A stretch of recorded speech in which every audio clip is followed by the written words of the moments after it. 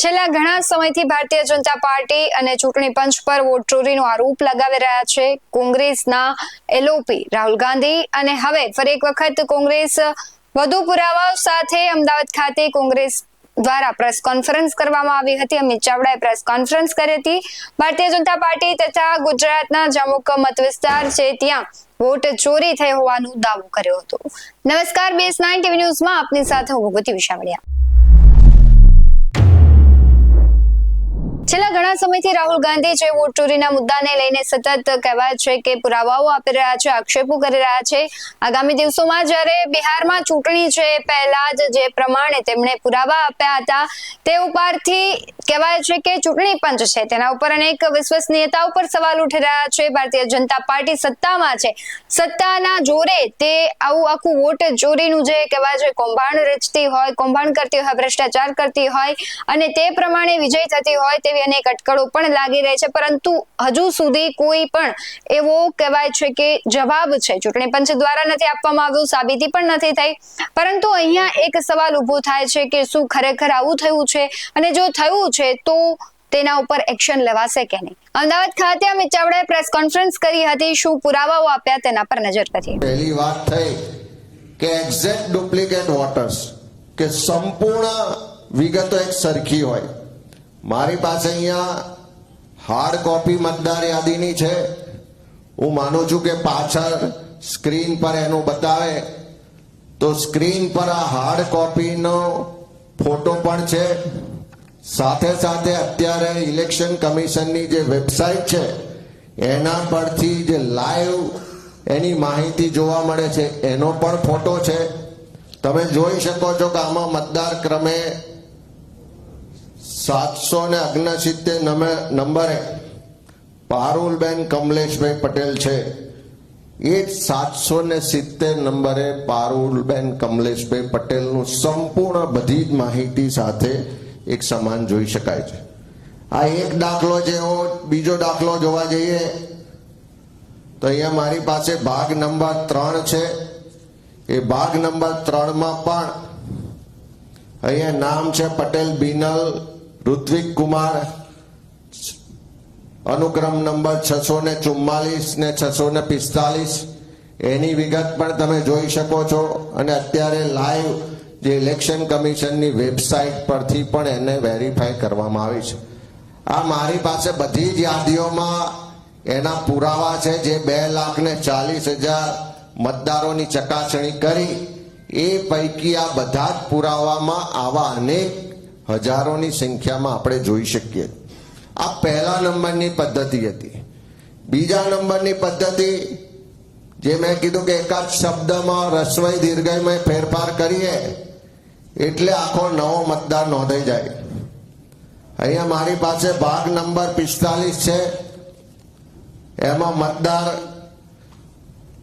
અનુક્રમ નંબર છે 299 ને 300। આકાંક્ષા કમલેશભાઈ લુહાર। એમાં એક ફાધરના નામમાં એક અક્ષરનો ફેરફાર કરી અને એક જ મતદારના 2 અનુક્રમ નંબરે મતદાન યાદીમાં નોંધાયેલા છે। અને આવો પણ એક દાખલો નથી, બીજા અનેક બતાવી શકાય એમ છે।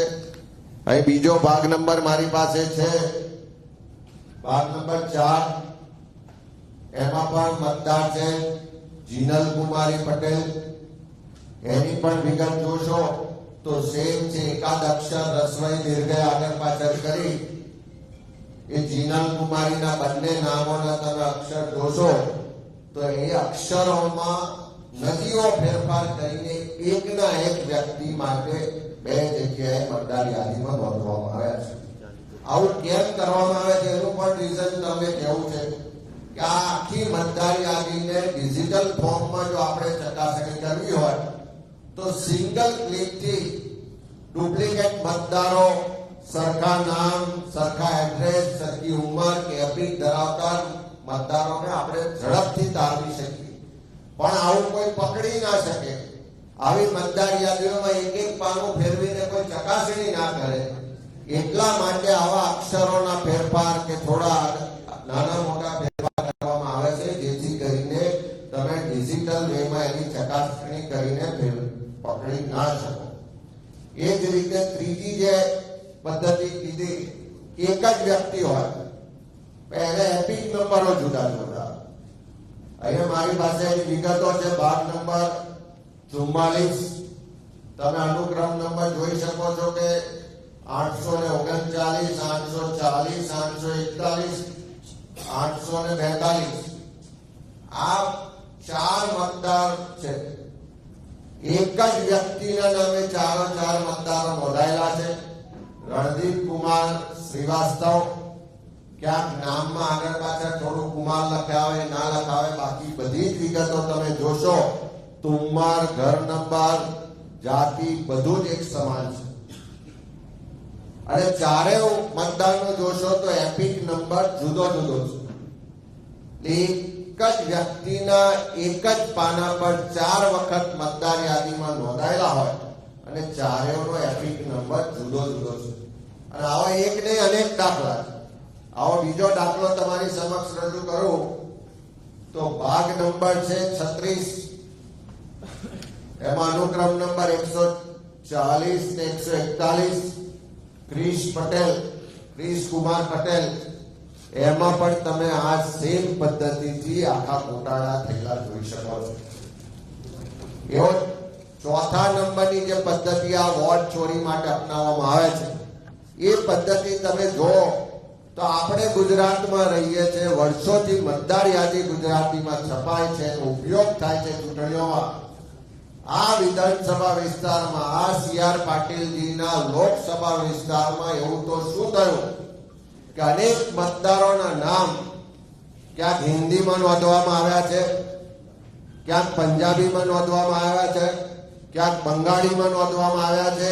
દેશમાં જેટલી પણ ભાષાઓ છે એ બધી જ ભાષાઓમાં મતદારોના નામ નોંધવામાં આવ્યા છે. એનો સ્પષ્ટ મતલબ છે કે ડિજિટલ વેમાં ચકાસણીમાં પકડી ના શકાય એટલા માટે વ્યવસ્થિત આયોજન પૂર્વક આ બીજી ભાષામાં મતદારો નોંધવામાં આવ્યા છે. અહીંયા તમે જોઈ શકો છો ભાગ નંબર 412, એનો અનુક્રમ નંબર 611 ને 612. પાયલ લોહિયા એ મતદાર છે, એના નામ તમે જોઈ શકો છો કે કઈ ભાષામાં નોંધવામાં આવ્યા છે. એ જ રીતે બીજો મતદાર છે અનુક્રમ નંબર 690 ને 691. મતદારનું નામ બંગાળી ભાષામાં છે, મને તો આવડતી નથી. કદાચ ત્યાંના સંસદ સભ્ય CR પાટીલજીને બંગાળી સારી રીતે આવડતી હશે એટલે એમની ભાષામાં નોંધાયો છે. એ 690 ને 691 નંબરે તમે જોઈ શકો કે એક જ ભાષામાં નોંધવામાં આવે છે. એટલે આ મતદારો બીજી ભાષામાં નોંધવા પાછળનું કારણ હું તો સમજી ના શક્યો, પણ કદાચ આ વોટ ચોરો જે છે એ એનો સારી રીતે ખુલાસો કરી શકશે. અને એ જ રીતે તમે ભાગ નંબર 38 જો, ત્યાં પણ અનુક્રમ નંબર 71 અને 72 ત્યાં પણ હિન્દીમાં નોંધવામાં આવ્યા છે. એ જ રીતે એ જ ભાગ નંબરમાં અનુક્રમ નંબર 135 એ નામ પણ બંગાળીમાં નોંધવામાં આવ્યા છે. એ જ રીતે એ જ ભાગ નંબરમાં અનુક્રમ નંબર 182 એ પણ કોઈ બીજી ભાષામાં નોંધવામાં આવ્યા છે. એનો સ્પષ્ટ મતલબ છે કે એક વ્યવસ્થિત ષડયંત્રના ભાગરૂપે ડિજિટલ રીતે ચકાસણીમાં પકડાય નહીં આ ચોરી, એ રીતે આ વોટ ચોરી કરવાનું આખું વ્યવસ્થિત પ્લાનિંગથી કામ થઈ રહ્યું છે. પાંચમી જે પદ્ધતિ છે કે ઘર નંબર હોય, એડ્રેસ હોય, એમાં નજીવો ફેરફાર કરો જેથી કરીને કોઈ રેવેમાં એની ચકાસણી કરવા જઈએ તો પકડી ના શકાય. આ મારી પાસે યાદી છે ભાગ નંબર 8, એમાં અનુક્રમ નંબર છે 972 અને 977. મતદારનું નામ છે રણજીતસિંહ શેખાવત. તમે જોઈ શકો છો કે બંને એક જ વ્યક્તિ છે, બધું જ સરખું છે, પણ ફક્ત ઘર નંબરમાં એકમાં 210 લખવાનું, બીજામાં 210 ની જોડે 212 લખવાનું અને મતદાર યાદીમાં નામ નોંધવાનું. આવા પણ અનેક પુરાવા મારી પાસે અહીંયા છે. આ મેં તમારી સમક્ષ થોડા પુરાવા વિગતો સાથે હાર્ડ કોપી એની ઓનલાઈન જે ચેકિંગ કર્યાની કોપી સાથે રજૂ કરીશ. હજુ આવી અનેક કોપીઓ છે જેને પણ વેરીફાઈ કરવી હોય અહીંયા છે, જોઈ શકે છે. સાથે સાથે એ પણ મારે કહેવું છે કે આ જે 5 પદ્ધતિઓથી જે ખોટું કરવામાં આવ્યું અને એના કારણે થશે શું કે ખાલી એક 84 વિધાનસભામાં જોયું તો 40% મતદારોની ચકાસણીમાંથી 12.3% મતદારો આવા ખોટા, ડુપ્લિકેટ, ભૂતિયા અને શંકાશીલ પકડાયા છે. જો આ રેશિયો ગણીએ તો આખા ગુજરાતમાં અહીંયા મતદારોની સંખ્યા છે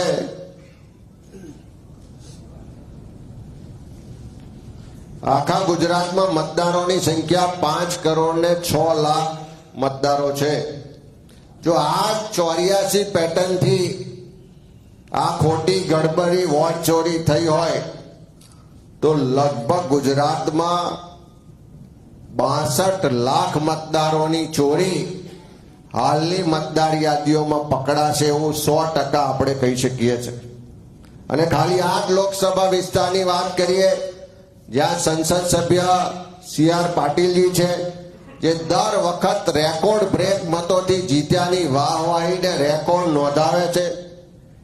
ત્યાં બધા જે ધારાસભ્યો છે એના પણ તમે વિગત જોશો તો બધા ખૂબ મોટા મોટા મહાનુભાવો છે. જો આવા મહાનુભાવો કે જ્યાં આગળ કેન્દ્રના મંત્રી, લોકસભાના સભ્ય હોય, એ જ વ્યક્તિ ભારતીય જનતા પાર્ટીના રાજ્યના પ્રમુખ હોય, એ જ વિસ્તારમાં રાજ્યના ગૃહ રાજ્યમંત્રી હોય ને બીજા મહાનુભાવ હોય, એ બધાના મત વિસ્તારમાં આટલું બધું ખોટું હોય અને એમના ધ્યાને ના આવ્યું હોય એવું હું માની શકતો નથી.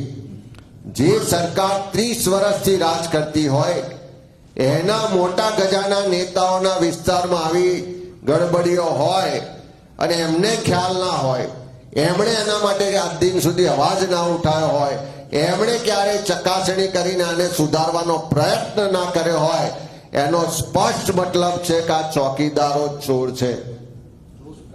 અને જો આ પદ્ધતિથી ચાલે તો આખા ગુજરાતનો મેં રેશિયો કીધો કે 84 વિધાનસભાનો જે ચેકિંગ થયા 40% મતદારો એમાં 12.3% ખોટા હોવાના પુરાવા મળ્યા છે.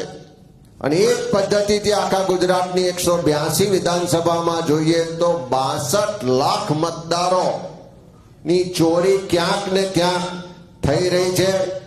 મારે ગુજરાતના તમામ જાગૃત નાગરિકોને વિનંતી કરી છે કે આ લોકશાહી બચાવી હોય, તમને, મને, આપણને સૌને જેણે આ દેશના બંધારણે મતનો અધિકાર આપ્યો છે, સમાનતાનો અધિકાર આપ્યો છે, એક વ્યક્તિ એક મત જે આપણો અધિકાર છે, જે સિદ્ધાંત છે, લોકશાહીનો પાયો છે, એના બદલે એક વ્યવસ્થિત ષડયંત્રના માધ્યમથી એક વ્યક્તિ અનેક મત ની ગડબડી કરીને ચૂંટણીઓમાં આખી લોકશાહી ખતમ કરવા માટેનું જે વ્યવસ્થિત ષડયંત્ર ચાલે છે એને ખુલ્લું પાડવાની જવાબદારી આપણા સૌ ગુજરાતીઓની છે. એના માટે એક એક મતદાર યાદીની ચકાસણી કરવાની જવાબદારી પણ આપણા સૌની છે. એક એક મતદારની ચકાસણી કરવાની જવાબદારી પણ આપણા સૌની છે. ત્યારે મારી વિનંતી છે કે આવો બધા સાથે મળી આ લોકશાહી બચાવવાની લડાઈ છે, આ દેશના બંધારણે આપેલા અધિકારોની રક્ષા કરવાની લડાઈ છે. તમને શું લાગી રહ્યું છે, ખરેખર વોટ ચોરી થઈ છે? અને જો ચોરી થઈ છે તો પછી તેના ઉપર કેવા પગલાઓ લેવા જોઈએ, અને જો નથી થઈ અને માત્ર આક્ષેપો છે તો તેના ઉપર પણ કેવા પગલાઓ લેવા જોઈએ? કમેન્ટ બોક્સમાં જરૂરથી જણાવજો. આવા જ વધુ અહેવાલો સાથે ફરી મળતા રહીશું. તમે અમારી YouTube ચેનલને સબસ્ક્રાઇબ કરવાનું, અમને Facebook અને Instagram પર ફોલો કરવાનું ભૂલશો નહીં. બાકી અવનવી અપડેટ્સ મેળવવા માટે જોતા રહો BS90 ન્યૂઝ. નમસ્કાર.